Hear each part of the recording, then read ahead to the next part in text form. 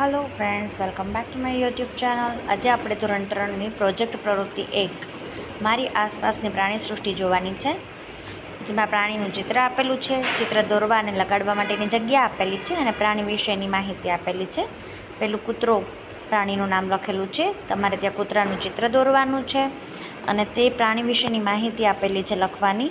કૂતરો વફાદાર પ્રાણી છે, તે ઘરની ચોકી કરે છે, તે રોટલી ખાવાનું પસંદ કરે છે અને તેનું કદ મધ્યમ હોય છે. ત્યાર પછી છે ગાય. તમારે ગાયનું ચિત્ર અહીંયા દોરવાનું છે. ગાય એક પાલતુ પ્રાણી છે. ગાય દૂધ આપે છે, તે કદમાં મોટી હોય છે અને તેના બચ્ચાને વાછરડું કહે છે. ત્યાર પછી પેજ નંબર 10 પર સૌથી છેલ્લે ભેંસ, એટલે કે ભેંસનું ચિત્ર તમારે ત્યાં દોરવાનું છે. ચિત્ર ન દોરવું હોય તો તમે ચિત્ર જે છે એ ચોંટાડી પણ શકો છો. ભેંસ પાલતુ પ્રાણી છે, તે દૂધ આપે છે અને તેનો રંગ કાળો હોય છે અને તે કદમાં મોટી હોય છે. ત્યાર પછી પેજ નંબર 11 પર બકરી. અહીં તમારે બકરીનું ચિત્ર દોરવાનું છે. બકરી એક પાલતુ પ્રાણી છે, તે વાડામાં રહે છે, તે દૂધ આપે છે અને તેના બચ્ચાને લવારું કહે છે. ત્યાર પછી ઘેટું. અહીં ઘેટાનું ચિત્ર દોરવાનું છે.